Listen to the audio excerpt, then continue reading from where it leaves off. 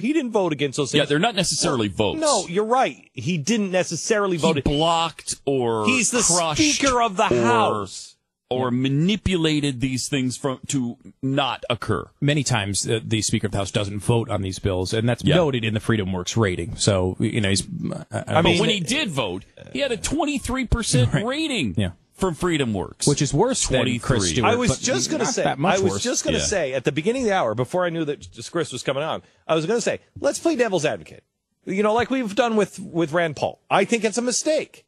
I think Rand Paul is making a huge mistake, but... maybe his philosophy is right. Mm-hmm. He gets on and he's playing footsie with all of the establishment GOP. Okay, well, we saw the way his dad did it. It didn't work. So maybe he's going a different direction. Maybe it works. I disagree with it. But I can respect that he's taking a different tack. He's not getting on the air and doing what Chris Stewart just did. Oh, yeah. And defending it? Yeah. He's not. No. Rand Paul is not getting on the air and then saying, you got it all wrong about Mitch McConnell. Mitch McConnell is great. He kind of did that in some circles, but yeah. Really? Yeah, I mean, he was standing up campaigning with the guy right before the election. I mean, he was. God.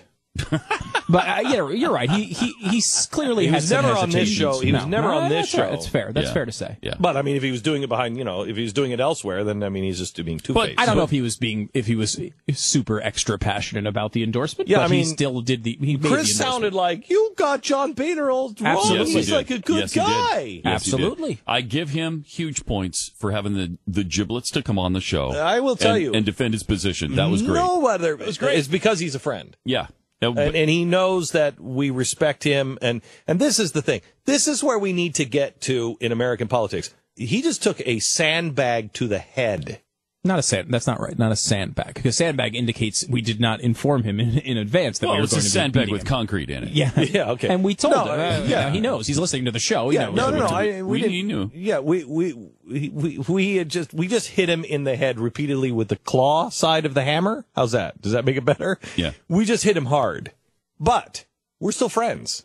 Hopefully. I disagree. Well, no, I believe you. I do too, but hopefully. Hopefully. Hit him pretty hard. I mean, we hit him hard.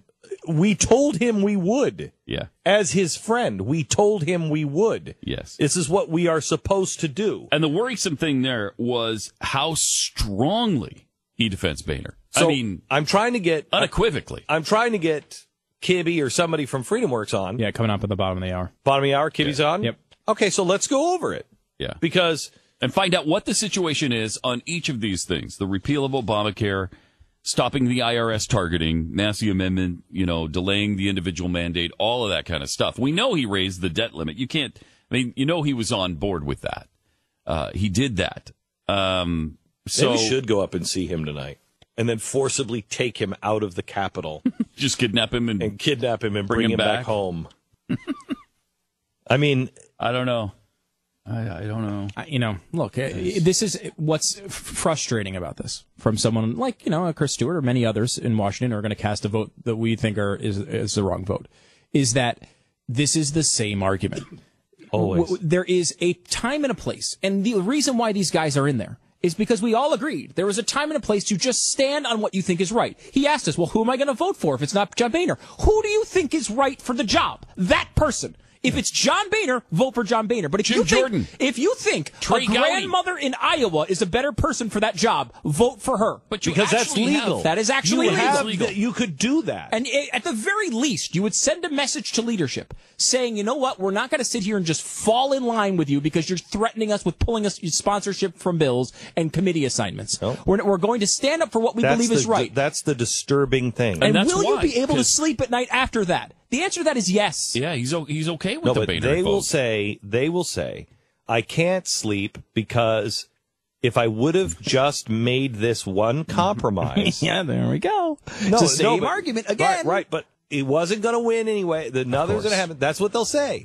If I would have made this one compromise, which I did, I kept and I could stay in the game. Right, and you know what? You say it, and the person you replaced said it, and the person they replaced said it, and the person they replaced said it. They all say the same thing, and therefore we get the same result over and over and over again. That's why we get it, and we will continue to get it till the end of time.